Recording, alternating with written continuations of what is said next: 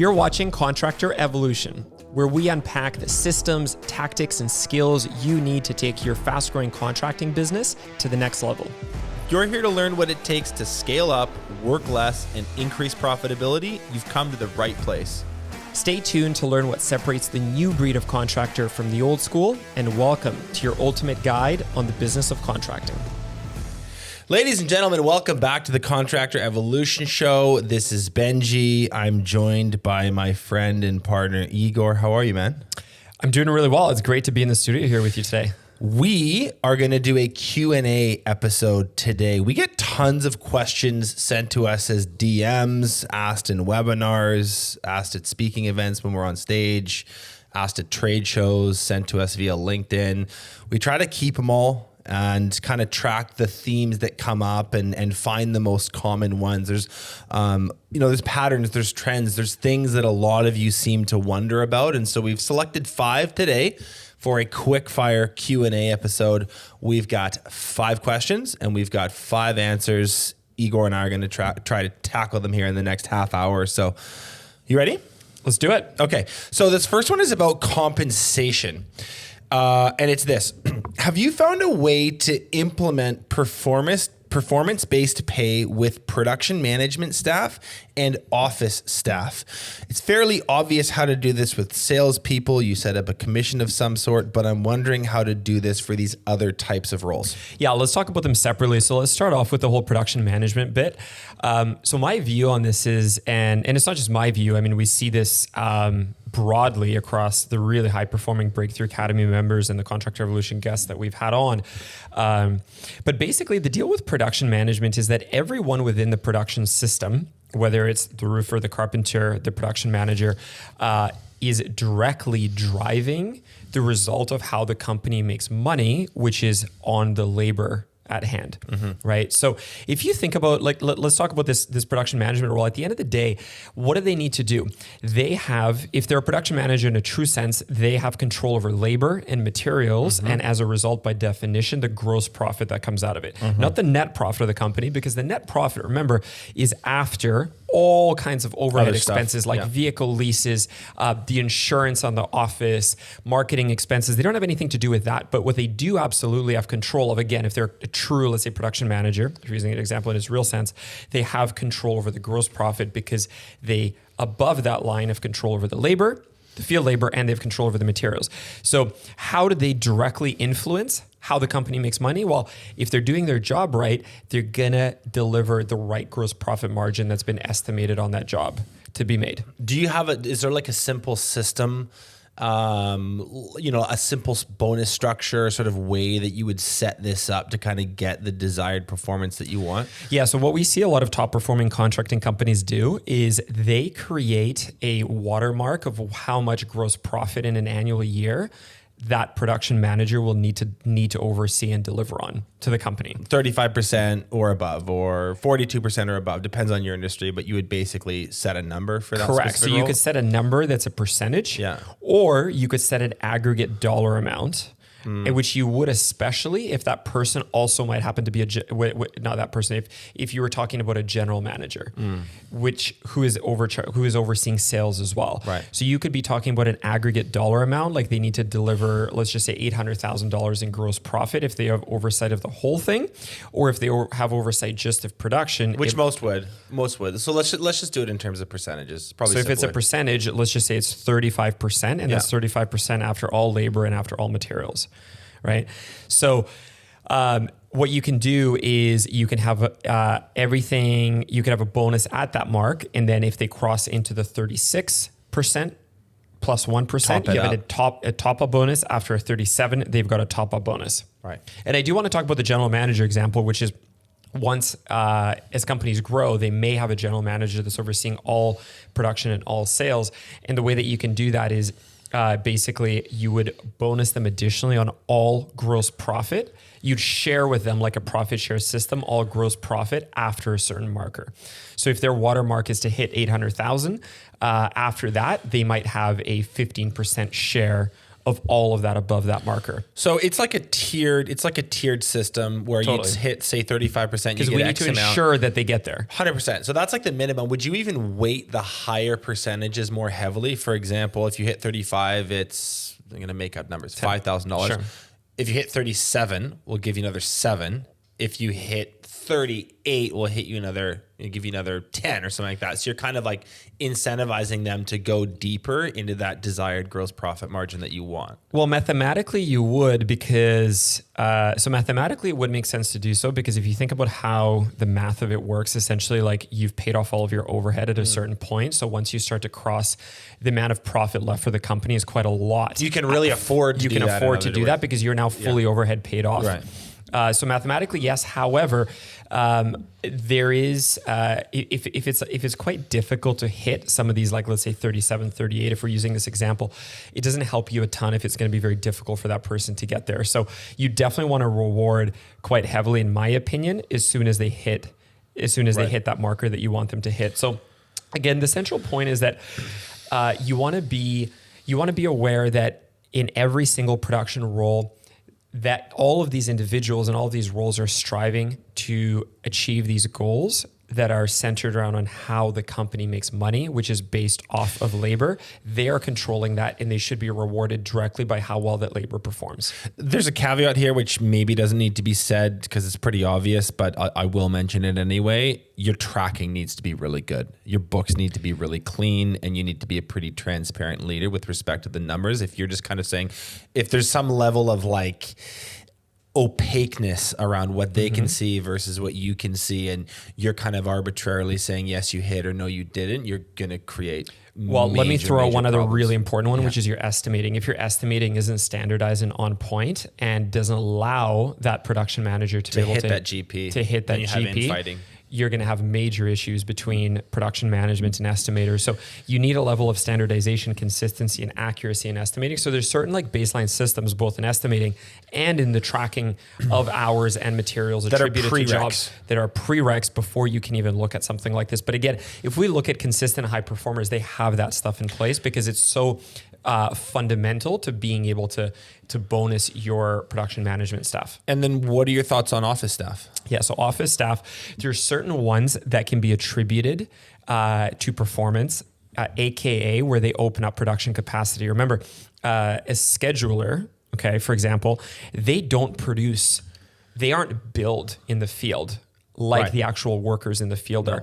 So you make money on those workers in the field. So if they directly create opportunities for field people to be productive, that can be measured and bonused.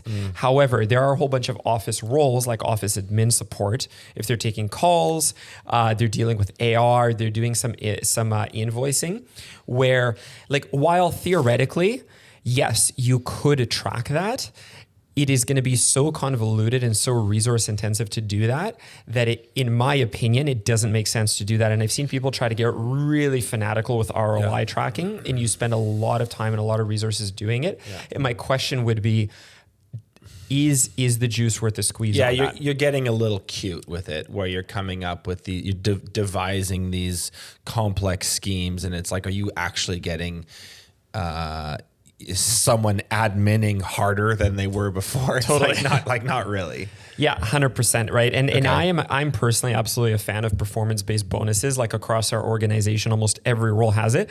But for instance, I have an assistant, she doesn't. Right. Because the amount of energy and effort involved in tracking that, not worth it. It's really not worth it. So I think that there's an element here where you don't want to be trying to, what do they say, squeeze like a square peg into a round hole.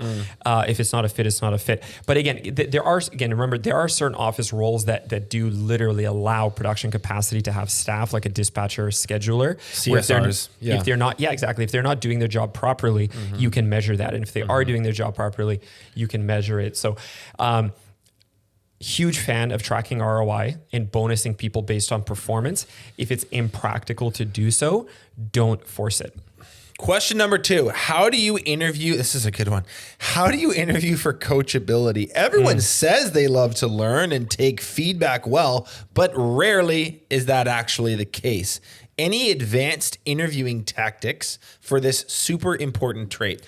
Yeah, that's a really good question, because your long-term growth as an organization is obviously contingent upon your abilities people to learn and develop. Before we answer this, let's maybe just define, what do we mean by coachability? It means, I think at the end of the day, what you're talking about is people's ability to raise their ceiling, right? To be able to learn, to develop, to augment different skills that they need to over time. Like you and I, Benji, have been working. How long have we been working together? Probably 15. 10 years. 10 years. We're not 15. We're about 10 years. And the amount of learning and growth that's happened over the course of that time, if you think about from that time period when we started working together, the skills that you have right now, you never would have even dreamed or imagined some of these things that you've developed over this time, right? And it's the ability to constantly be learning. I was pretty smart back then. Actually, you were a bit of a smart. Turns out I wasn't. But what we're talking about is the ability to learn, to develop, and to augment skills. And I think some people see this as like, to be able to correct behavior. And yeah, that's an element of it. But I think that when I think of coachability, I think more of like raising a ceiling than I do correcting issues in behavior. I do too. So with that definition out of the way, what this question is about is like, how do we assess or analyze whether or not someone has this trait or they don't? And by the way, we would make the case that they have it or they don't. I don't know that you can coach coachability. In other words, this is a trait that's sort of baked in. Yeah, in my experience, it kind of is what it is with a person. Like I've not seen people go through different swings where they haven't been and then they suddenly become so over the course of their life, which actually lends itself well to interviewing for it because you're able to see that over the course of their life. So here's my experience with it is that if you're good at interviewing, and we'll talk a bit about how to do this, these traits, if they are there, they will come out. You don't need to go like explicitly digging for them. And I'll explain what I mean by that. So a good interviewer, what you're doing is you're trying to understand the different things that they've been through in their life, in their previous work, but in their sports, in their school, in their personal life, in all facets of that human being, of that individual. And you're trying to understand the commonalities and the traits and the patterns that have been prevalent throughout that person's life. Like, that's how I look at the interviewing process. And some people say, holy crap, like how have you like interviewed this person, like 3 interviews, 2.5 hours each? It's like, well, we're diving into all these different things that they've been through in their life and we're getting into them in a lot of detail, right? So what I'm certainly not doing is like, hey, Benji, you're a pretty coachable guy, right? Can you tell me about 3 different examples where you've been really open and coachable and where you've learned from other people? Right. Of course, you're going to be able to come up with some bullshit. That's not at all what we're talking about. What we're talking about is you're going through the story of their life and all the really big fundamental things that have formed the person that they are today. And what do you think you'll see if you're looking at it from that very macroscopic view? So what you're going to see is that almost everybody that's gone through some stuff in life, which is by definition what you want, will have gone through challenges, through hurdles, through obstacles, through missed goals. And at some point, the right people will have rounded corners coming out of these kind of situations. Hit the bottom. Said, okay, I'm going to turn this around from here. Totally. Whether they've hit huge roadblocks during their university that they've been into, where they got their ass kicked coming out of high school, whether they've been on a sports team where they were like really, really not talented and had to, almost got cut from a team and had to work their way through a lot of hard work, got their butt kicked in their early jobs, had huge challenges in their work due to economic factors. There's a whole bunch of examples, but the people that you want to have in your team, in my experience, are people that have been through some shit. And what you're going to find is those ones, it's through those situations that you're going to be able to understand like who has figured out in times of struggle and challenge and obstacles to go learn and develop themselves.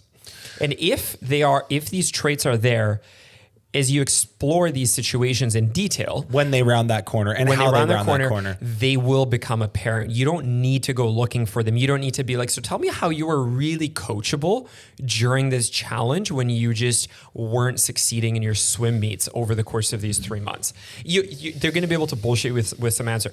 So I don't think that you need to ask for it explicitly. What you need to do is you need to set the stage by going into their psyche and the details and how they went through these challenging situations and how they came through the other side, because the people that had to figure some stuff out and learn and develop are going to talk about it when they're telling the story. If you're giving them the opportunity to do that, right? And that's why interviewing, like I talk very little during interviews. I just ask the questions kind of want to guide which, like, I think of it like bumpers on the side where I want the conversation to go. I'm just kind of bumping a bit left to the right, a bit to the left, right? I'm just kind of guiding a little bit the flow of the conversation, but it's really them telling stories about their life and how they've developed.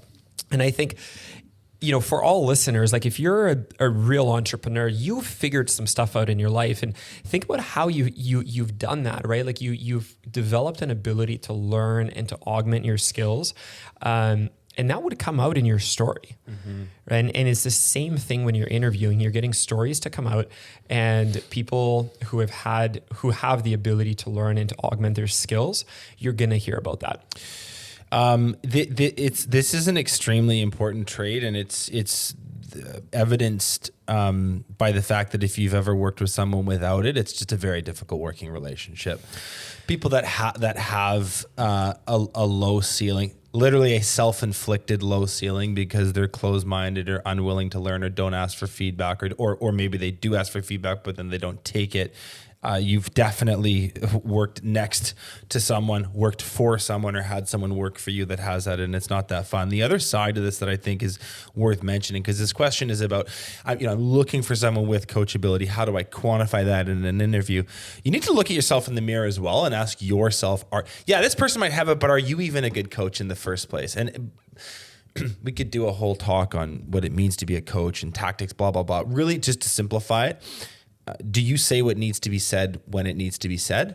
Are you a direct communicator, or do you shy away from the moment when quality standards slip because someone is just not paying attention? Someone shows up late because they feel like it. Like, do you have what it takes? Do you have that strong backbone to deliver the message?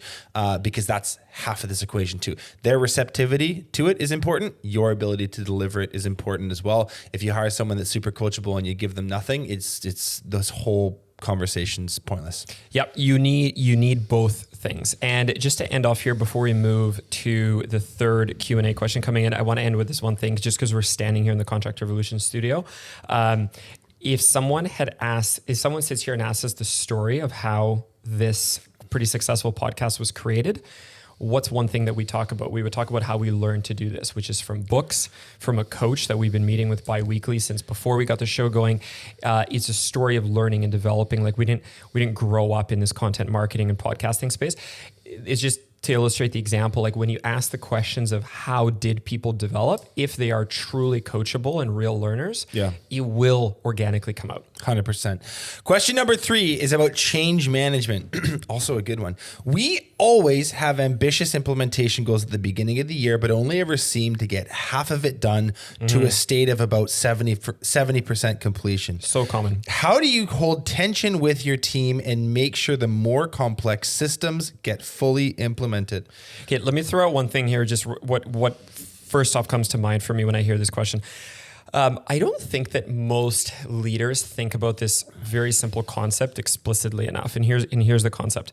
When you're running a contracting business, 2 things need to happen to ensure your long-term success. Number 1, you need to achieve the actual work output to fuel your business.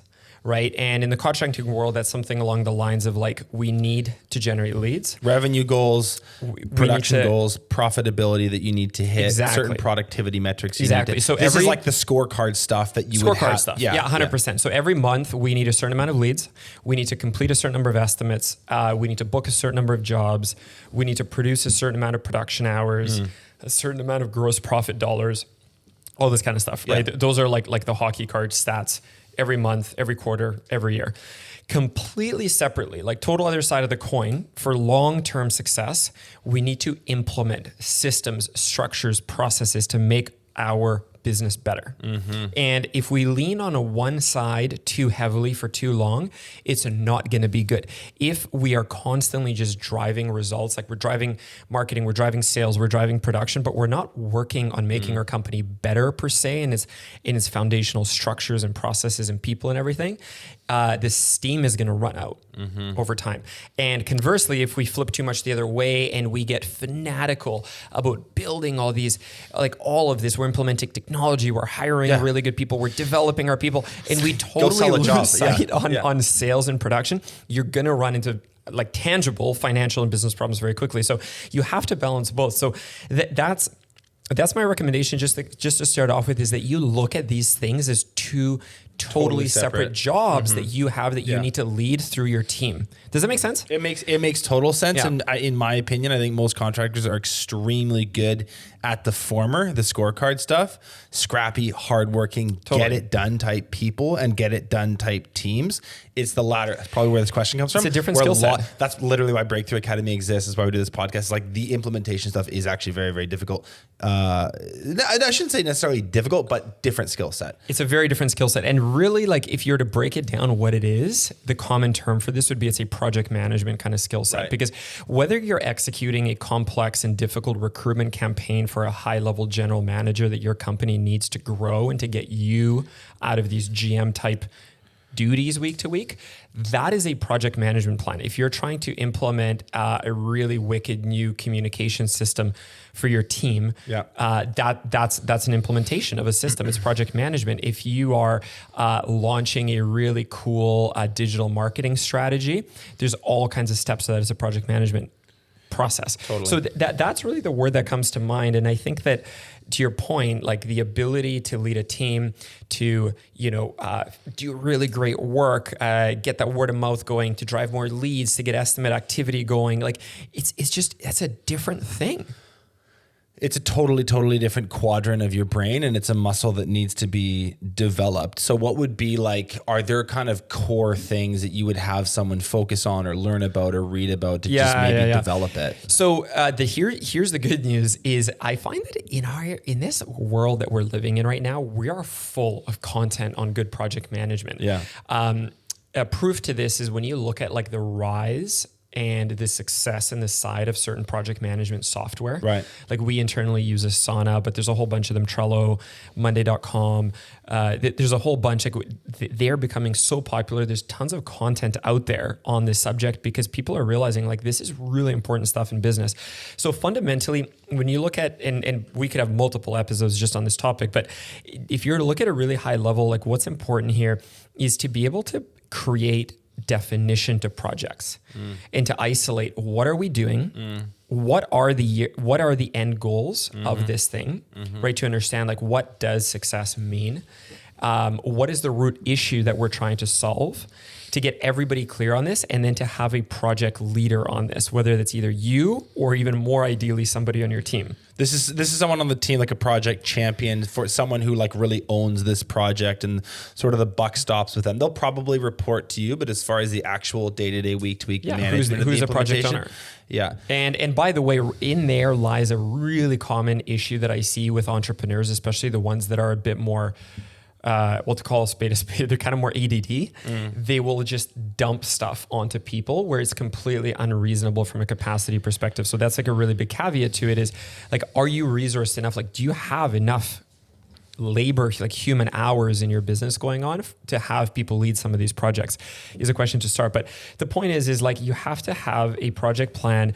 And what great, I think, execution and implementation of these things look like is a great breakdown of these big initiatives into smaller components that involve big chunk milestones, and where those milestones are broken down into these task breakdowns where each task is very specific. It has a deadline and it is an accountable individual. So when you look at like the commonality of these systems or softwares that manage them, they all look very similar, and they're centered around like project definition, like a statement of like the root issue, the thing that we're trying to solve, what does success look like, and who are the key people in what roles in the project. And then they've got the milestones and the task breakdown to each milestone, and each task has a person assigned to it and has a date, and then you can click into that task and have a whole bunch of details around what needs to be done. And then in the system, each task, these people that are accountable for each task can click complete, they can put in their notes, they can upload the work product, whatever, but they're all fundamentally the same. And I think therein lies this challenge, is that type of work, as we just said earlier, is a very different quadrant to the brain than is like, let's build out a sales team. and let's do a ton of estimates. To your comment about like defining the project, I think just one really practical tip, like when we do stuff, we generally will ask ourselves and answer this question for ourselves, which is, we'll know we've accomplished this when, semicolon, and fill in the blanks. Yeah, and that's a huge part of the definition. We've definition. accomplished this when the entire team from sales to admin to production is using Company Cam effectively to share images, job site photos, and it plays an integral role in how we complete projects on time and on budget. We'll know we've accomplished this when this digital marketing campaign is fully up and running with new creatives refreshed once a month, and we're generating an ROI on our ad spend, ROAS. And it's very, very predictable and reliable and scalable into the future. Whatever, like just fill in the blanks. That question, when you answer it for yourself, is going to give you a very, very clear understanding of what good looks like, because the ambiguity, especially as you get deeper into a project, you just like, what, are we there yet? Yeah. Like, is this finished? Like, are we, I don't know. Like, we're sort of good enough. I'm kind of tired of working on it. Can we just call this done and move on? That's why things end up at the 70% mark. Yeah, 100%, right? If you don't know where you're going, it's really hard to map out that course, which is why, like, when I look into our sauna, the way that I visually see this is like we're on it's like the best visualization is if you physically think about like a multi-day trek through the mountains. You need to know the destination, and then that list of the milestones and the tasks in between are like your route there from start to finish. So that's the way that works. I'll just one closing thought on this when I'm just looking back at the question here, like, you know, we've got these ambitious goals, but typically we only ever get like half done and blah, blah, blah. This whole skill of project management, if you're serious about playing the game of entrepreneurship and leadership long-term, like if that is your career, which for all of you if you're listening to this, it is, you best get good at this. I wanted to add this thought on, which, and you just said it well, you need to get good at this. Here's something that I would not recommend doing is don't labor under the delusion that you can hire this out super effectively. You could work with a company like Breakthrough Academy, which coaches you and gives you a huge amount of tools and supports the process. But if you think you're just going to hire, hey, I met this person, they're really, really good with spreadsheets and they showed me this Asana thing and I'm going to pay them, $70,000 a year and they're going to come in and systemize my business. I have yet to see that work. Totally. We could debate the reasons that is. It would be a bit long-winded, but I won't. But it is a core competency for you to get good at. So get good at it. Don't just farm it out to someone and think it's going to work, because it won't. And you also will stunt your growth by doing that. So that's just a mistake we've seen happen so many times with members. 100%. So I just found someone, they're going to do all this for me. No, they won't. It's your business, not theirs. 180%. Question number 4. My brand needs a refresh, but I can't afford a full rebrand with an agency. Any thoughts around low budget brand upgrades that work? Oh, we're totally changing directions here. I have a few thoughts. Okay. So if you hate your name and your logo, like if we're talking about just like the super like molecular level of your brand, you've got a name that's all wrong and a logo or a brand package that totally sucks. Let's kind of park this off to the side and answer that question first. Go listen to episode 23 with Noel Fox of Freebird Agency. Listen to episode 95 with Eric Miller. Write some thoughts about what you like and you don't like and where you'd like this to go. What about it is really bugging you? What feedback are you getting from clients? You're going to have some qualitative data floating around in that brain of yours that, makes you feel the way you feel about the brand that you currently have. Read a book called Story Brand, then connect with us, connect with me directly. We can go from there, LinkedIn, reply to one of our podcast emails, whatever. You can do a cheap rebrand. It's not necessarily the best practice. Like ideally, when you get to the size and scale where you can afford to do this properly with an agency, you should, but it is expensive. And I think that's where this question comes from. So you can do a cheap one, but if you don't understand pretty basic branding concepts, I wouldn't bother. And so that's where I would start. Just like educate yourself a little bit. Assuming that you are good with your name and your logo, there's a couple like the sort of low-hanging fruit items that I think work and have worked really well for us and worked well for my previous business in painting. hire a graphic designer on Fiverr or on Upwork. There's other sites where you can kind of hire creatives and other contractors, but find someone that you like. Pick someone on the more expensive end of the on the more expensive end of the spectrum with a portfolio that you really, really like. Because generally, I think we can both agree our experiences, you get what you pay for with this stuff, and the range in terms of graphic design skill is very, very wide. And what you're going to try to build is something we would call like a client guide. So this is just a super versatile brand asset that you can use in sales appointments. So you could have it digitally that you show on an iPad. You could print it out on high gloss paper, laminate it, put a ring on it as well if you just like the tactile sensation of it. You can put it in email campaigns. You can slice and dice it into little social media posts. It's a versatile brand asset, meaning you get a lot of juice for the squeeze. In this client guide with your graphic designer, you should have a few things. Previous client testimonials, high resolution job site imagery, like really cool, sexy photos of your crew doing cool stuff on ladders, using equipment, whatever trade or niche you have, get some imagery there that really showcases that well. A description of your unique process. We're going to talk about unique process in a second. Your core values and your why. If they've been thought through, if they're kind of shitty, lazy ones like integrity and craftsmanship, and you really just like pick some Great words, work. Don't do that. But if you've thought through them and they mean something to you, and you actually can talk about them verbosely with a client, I think it's worth including. Awards and recognitions, materials and suppliers, not just generic pamphlets from GAF if you're a roofer, from Sherwin-Williams if you're a painter. Like, you can include those, but you'd also want to put your own thoughts as to like why you like various products and for what use cases. Mm-hmm. And then I talk about features and benefits of working with you as well. Anything that you can do to justify like premium pricing, which you should be working towards. So a client guide, really versatile brand asset, not that expensive to create. I just went through a bit of a list of things that should be on it. Another really, really cheap and inexpensive brand upgrade. Name your process. This is like this unique process I was mentioning a second ago, and create an infographic around it. Step 1, step 2, etc. Most businesses are going to have some flow through of tasks from initial, design meeting to estimate to full scope of work to construction agreement to scheduling, blah, blah, blah. You know the flow through things. If this is like kind of hacky, but if you literally just like give that thing a name. Okay, so let's just think of Eric Bannard, Even Better Painting, EB Painting, right? Like, he could just call it like the Even Better process and literally just like name that thing, create some infographics around it, make it a little bit more visual, a little bit more beautiful. 6 unique steps that they do. Clients love this stuff. And by the way, they're not unique. Everyone preps the same way. Everyone primes the same way. But the way that you wordsmith it will make it look and seem really, really unique. It's a very effective sales tool.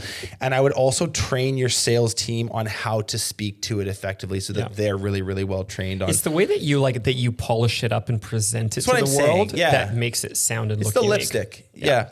So that's an easy one. Like, name your process.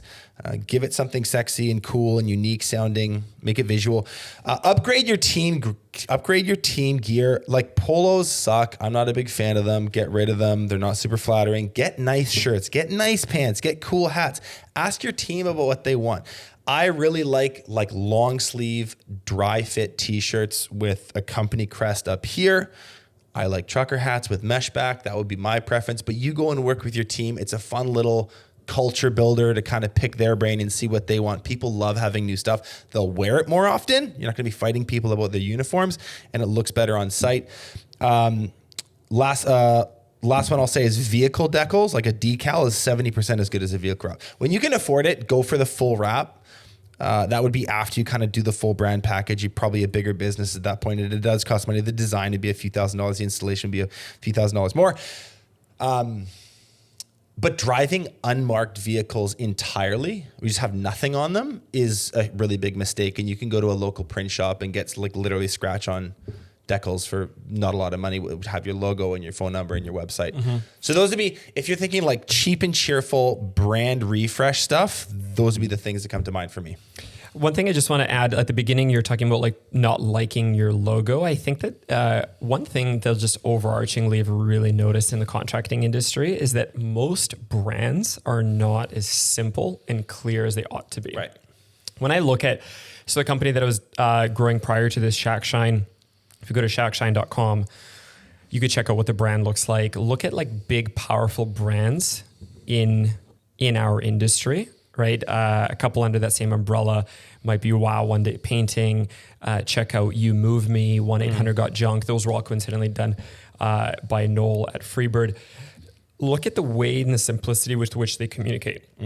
It's very clear. It's very simple, especially when it comes to vehicles going around. Like you got to think they're moving quickly. Like, are people going to be able to read this? So just as you and I were having coffee here downtown Vancouver this morning, like there was a number of contracting vans and trucks going by where literally at their 50 kilometers an hour, 30 miles an hour, I literally couldn't even read the name because it was written in this stylistic writing. It was all together. Yeah. Clean, simple communication of brand, I think trumps everything. Totally. You're going to have a tendency and a desire to add more when really you should be trying to reduce and subtract, keep it clean and as simple as possible.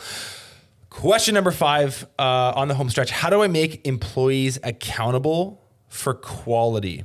Direct, without direct supervision. So I think the question is like, how do we just make people essentially give a shit about quality and customer satisfaction and do it completely independently without oversight? Yeah, so let me talk a bit about this one. The number one thing that I think about on this topic is what this looks like in other much more consequential industries, right? So we talk about like our mistakes and our quality issues in contracting. Yeah, like customers are going to get pissed off. You're going to have a multitude of issues on you personally and your brand, which you absolutely don't want. But if you want to get good at this, the answers are everywhere all around you, I think, in industries that are a lot more consequential. So think about like, how do airlines ensure that pilots don't make mistakes? How do engineers not make mistakes? How do surgeons not make mistakes? And the one thing that is abundant in all of those industries that I use as examples are the fact that there are a lot of checks and balances. Right. So when you think about across the board, like there are QC quality control processes and systems for everything. There's checklists for everything, right? There's like before a pilot lines up, like to the runway to land, there's a whole bunch of checklists that need to happen every time, even if they have like 8,000 flight hours. They have to go through a checklist every time, right? There's a bunch of checks that a surgeon needs to do before they close, whatever, right? So this is a really, really common theme. There's sign off, there's often photo evidence, all these things like we can apply into our industry. So if you're not going to be there all the time, which you shouldn't be, there's a myriad of tools that are available to you to make sure that things are done consistently. You want to remove the need for brain power too. I think the thing that's unique about our audience is you need to factor in the exhaustion level at the end of most jobs. Crews are usually eager to get off of the site, get onto a new one. They're tired of the layout of the project. They're tired of the customer. They're tired of the hill that the project is in. Like they're ready to go. And so there's an even more pronounced degree to which these checklists should remove brain power at the end, because they're not going to have it. So it needs to be, I shouldn't use the word brainless, because you do need to like go through it and check and be responsible and be thorough, but you do want to essentially extract any need to think or do anything from the dome, if that makes sense. Yeah, they have to follow a checklist and they have to prove and sign off, whether it's with like an actual check mark within an app on an iPad or their phone or whatever, or more ideally with a photo that this stuff has been completed off a simple checklist. And what I'd argue with is that the pilot that just finished the 13-hour flight is tired too, but they have to go through that checklist for that exact reason. Yeah. And if the airline forces them to do that, or a hospital forces a surgeon to do it, or whatever, it means that you can too. And I think that the biggest issue is rooted in the fact that business owners either don't develop it as much as they should, this kind of system, and or they don't hold people accountable to it because there's pushback. And the fact that there's pushback is totally fine. that is going to happen. So if you want to be able to hold people accountable to quality without supervision, you have to have these systems in place and you have to hold accountability to it. Again, the good news is that we have a lot of technology that facilitates this. Yeah. There's systems that create rules, processes, this black and white accountability, right? So some examples, right? Like if you run a painting company, let's use some really simple stuff. Before prep is completed, right? Before any finish coats go on, like there's been some, like you have to wash the house, there's like loose and peeling paint, like all this needs to be scraped off, it needs to be sanded, it needs to be primed. None of it you can see after, but there is or needs to be a prep inspection checklist when the prep process is done with photo proof. Yeah. Checklist, right? Like, so how do you ensure that they're accountable for quality? Well, that's how that's done. If you run a roofing company, at the end of each day, project's not full, job's not done, there is a detailed process for site cleanup with a checklist and photos. So I had a roofing job done on my house a couple months ago. I went to drive in on my driveway, nails everywhere. Right? You're talking like $350 a tire on the car, and the roofers left nails all over. Right. Like at the end of the day, like coming in at like 6:30 p.m., nothing's cleaned up. Why isn't there a checklist to go around the house, especially in the driveway, and clean up the nails? I think going back to one of our earlier questions, and I won't get into the specifics of it, but get creative and have some fun and play around with some incentive-based pay on QC. Yep. Hey, like if we go a month or 6 weeks or a quarter, whatever, with zero callbacks or zero, like whatever, like your business better than I do, come up with something, build some competition around it, build some bonuses around it. This is something that you can create team buy-in around pretty easily. And the more it becomes a rote process where they're literally just checking boxes, the easier it is for you, the easier it is for them, the better it is for the customer. Yeah. This is a very, very solvable And here's problem. another area where there's really seamless and easy technology to implement for this kind of stuff, like automated customer follow-ups, right? So last week, 2 weeks ago, post-job. So I dropped the car off for an annual service, and there was one or two minor issues, which I was too busy to call back. Well, 2 days later, I get a text message, an automated text message that says, "How was it? Text back if there are any issues whatsoever." Right. Boom, I sent a text back and I got a call within like 30 seconds. Yeah. Right. That kind of stuff is awesome. It's super easy to implement. Like having employees know that this is going to be happening with some parameters and rules around this on the positive side, meaning like the bonus, it gets their ass in gear. Yeah. Bonuses around not having them, and a rule around a number of strikes when they do happen, and not having unlimited misses be allowed. So overarchingly, processes, checklists, look to other industries. This happens everywhere. Have checklists for stuff, have required proof that things are completed, and have automated customer follow-ups. Those will go a long way, and it's easier than ever to implement this kind of stuff. Let's leave it at that. That's it, guys. 5 questions, 5 answers. If you have a question, send us a DM on Instagram or Facebook. We do track this stuff and do these Q&A episodes from time to time. Those were great, thoughtful questions. Awesome answers. Thanks for being here. Thanks for listening. We'll see you next week. Thanks so much for watching this episode of Contractor Evolution. If you've already subscribed to our channel, consider sharing this episode with another contractor who you think needs to hear it.